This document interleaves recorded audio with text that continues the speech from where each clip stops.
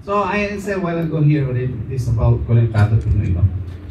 I personally support because the more I still believe the more player in the hand, the better for the consumer, right? So hindi yung eto na lang, take it or leave it, right? So the more you open up, even other country, US also, you don't need a franchise to able to operate the telco. But we make sure our regulatory framework is very strong. Yung IRR. Ayaw naman natin mapiktik yung ating consumer. Mamaya, substandard na in-offer, equal playing field. So all this should be put in place. In fact, in Korea, I'm the envoy to Korea now in digital transformation to President. I visited, I bring our regulatory in Korea. Do you know how powerful the regulatory in Korea?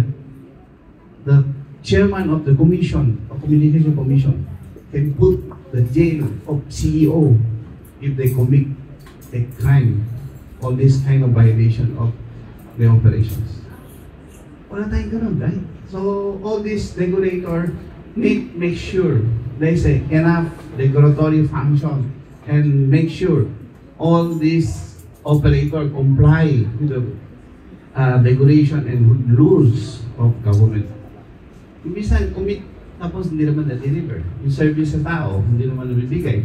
So all this should be framework, make sure the regulation should be in place.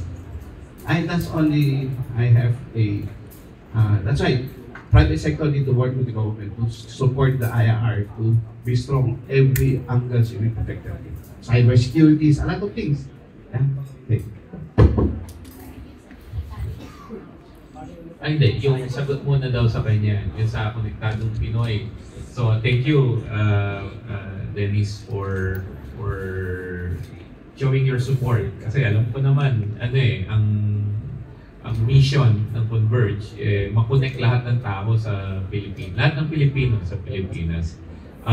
Yung Konektadong Pinoy kasi, masyadong nagpo-focus ba sa telco, yung usapan. Ang Konektadong Pinoy, ay sinulat ng Kongreso at ng Senado para sa mga taong bayan po. Hindi po natin gusto makipagtalo sa mga telco, and this is not legislation against the telcos. This is more for the consumers po. Kung makikita niyo po yung batas, meron dun sa provision niya, rights of the consumer. Nandiyan po yan. Yung rights of the consumer, unang-una, apektado po tayong lahat dyan. Unang-una dyan, kailangan mag-connect ka. Yan po ang utos ng Presidente kasi universal connectivity in the country. So karapatan nyo ngayon maging connected kayo sa internet. Kaya wala po kaming tigil magkoconnect ng mga Pilipino sa mula Batanes hanggang Tawi-Tawi. Second, may karapatan kayo sa affordable na internet. Yung sinabi nga ni Boss Dennis dito kanina, affordability, ano ba naman ang pakinabang mo sa connection kung mahal naman?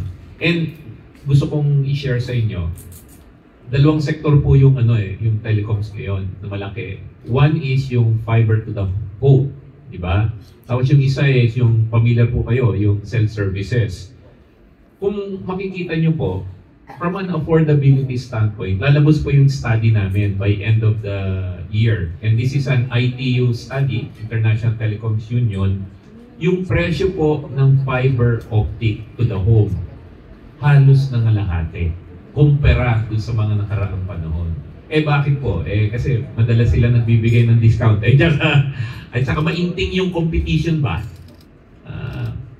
Ngayon, kung matatanong nyo yung self-service, bumaba ng konti, pero tingin ko mas bababa pa ng malaki yan. Pagka naging kapareho yan doon sa fiber na mas marami nagko-compete. Kasi sa fiber, mas marami nagko-compete, di ba? So yun yung alikain ng Konektadong Pinoy. Available, affordable. Tapos may pangatlo pa kayong karapatan. Karapatan nyo na kapag nagreklamo kayo, sasagutin kayo ng mabilis. Whether billing or service issue. Yan yung sinasabi ni Dennis na dapat strong regulation. Pagka lumabas po yung batas na yan, mamandato natin yan.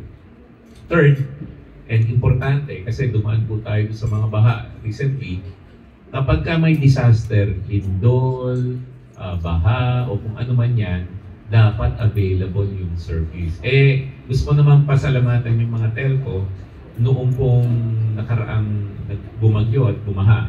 Kahit na walang kuryente, available naman yung telecom services kasi marami silang mga genset So yun yung mga karapatan, yun yung mga kailangan nating tutukan. Ngayon, as Dennis has mentioned, we will work closely with the private sector, lalo na po sa mga telco. Alam niyo po, galing din ako sa telco industry. So alam ko naman yung problema ng bansa natin. Archipelago siya, 7,600 island.